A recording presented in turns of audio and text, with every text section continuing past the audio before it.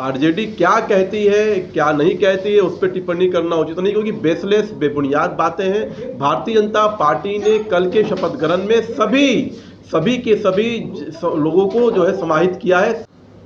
दानिश जी, कल मंत्रिमंडल का विस्तार हुआ है, जनता दल यूनाइटेड के एक भी मंत्री नहीं बनाए गए हैं।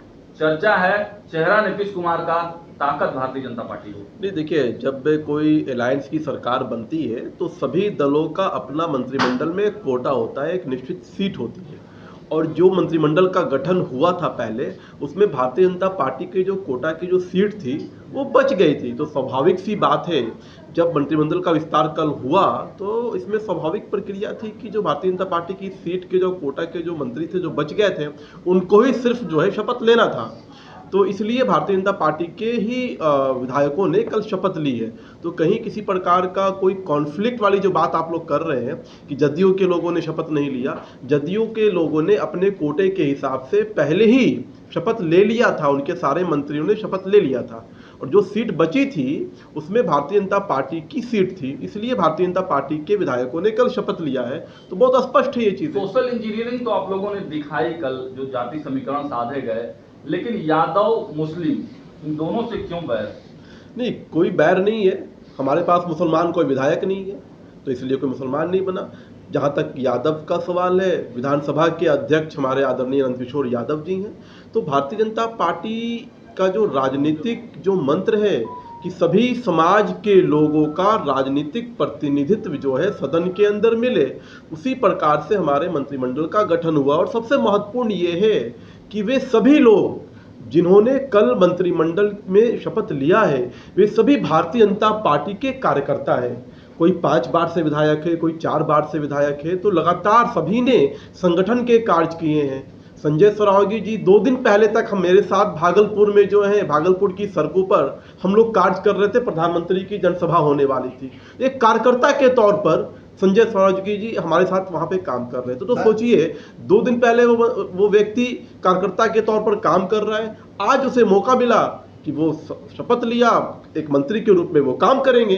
तो ये जो खूबसूरती है भारतीय जनता पार्टी की कि सभी कार्यकर्ता जो होते हैं वो कहीं से भी जो चुन करके आते हैं, जो पार्टी के लिए काम करते हैं, वो कभी भी शपथ ले सकते हैं। इस खूबसूरती में एक दाग लग गया। बीरपुर विधायक इंजीनियर शैलेंद्र का कहना है कि जो गणेश परिक्रमा करते थे उन्हें मंत्रिमंडल, साफ शब्द कहा है उन्होंने, जो दलाली करते हैं वो लोग ही मंत्री बनते हैं। देखिए, ना मुझे उनके बयान के बारे में कोई जानकारी है, ना मैंने उनका कोई बयान सुना है।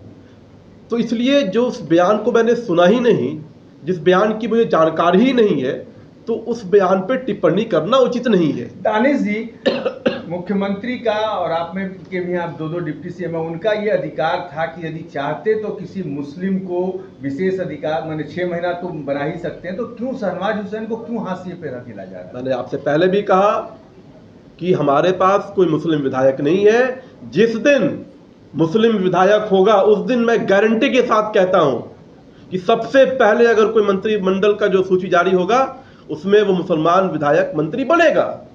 आप जीत करके आइए, आप काम कर करके आइए, भारतीय जनता पार्टी सभी समाज का प्रतिनिधित्व देगी। दूसरा सवाल आपसे ये रहेगा कि जो भी मंत्रिमंडल ये बना है उसमें कल जो जातिवाद, जातीय समीकरण, एकदम आपने अमर बेली जैसा मुख्यमंत्री को चारों तरफ से घेर लिया है। यहाँ तक कि कुर्मी के सामने कुर्मी मंत्रिमंडल में ये किया आपने, इसकी बड़ी चर्चा हो रही है। देखिए, ये आपका अपना नजरिया है, मेरा नहीं है, राजनीतिक आपका अपना मीडिया का नजरिया है। जहां तक सवाल है, मंत्रिमंडल में लिए गए जो हमारे विधायक हैं जिन्होंने शपथ लिया है, वो सभी अपने अपने क्षेत्र के विधायक हैं, सभी अपने अपने समाज का नेतृत्व करते हैं। और सबसे बड़ी बात कि वो भारतीय जनता पार्टी के कार्यकर्ता हैं। और भारतीय जनता पार्टी की जो मंत्रिमंडल में जो सीट थी, वो सीट के माध्यम से उनको मंत्री बनना था। तो निश्चित तौर पर भारतीय जनता पार्टी ने अपने कार्यकर्ताओं को, जो विधायक हैं, उनको मंत्रिमंडल में शामिल किया है। और जिस प्रकार से कि वो उस जाति के हैं, वो उस जाति के हैं, मुझे लगता है कि इस प्रकार की बात नहीं है। ऑब्वियसली कोई ना कोई व्यक्ति किसी न किसी जाति से आता है, किसी न किसी उसका जातीय समीकरण होता है, लेकिन उसको मंत्रिमंडल में शामिल करना था क्योंकि वो भारतीय जनता पार्टी का कार्यकर्ता है। राजनीतिक गलियारों में चर्चा चल रही है कि भाजपा के पास अब सिर्फ विकास विकास करिए, लेकिन विकास की भी बात नहीं है। मंदिर मस्जिद मुद्दा जो है भाजपा का जो है वो खत्म हो चुका, पुराना हो चुका। हिंदू मुस्लिम मुद्दा पुराना हो चुका। अब भाजपा एक नया मुद्दा सनातन लेके आ रही है।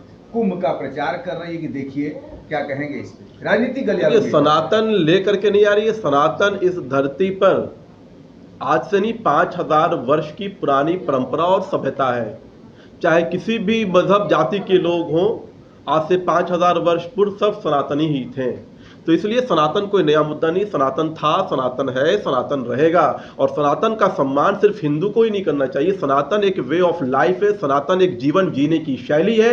और उसको जो भी हम भारतीय हैं, किसी भी मजहब के मानने वाले हों, हमारी पूजा पद्धति अलग हो सकती है, लेकिन हम सांस्कृतिक तौर पर सनातनी हैं और सांस्कृतिक तौर पर भारतीय सभ्यता और इसकी संस्कृति को जो है समाहित करते हैं।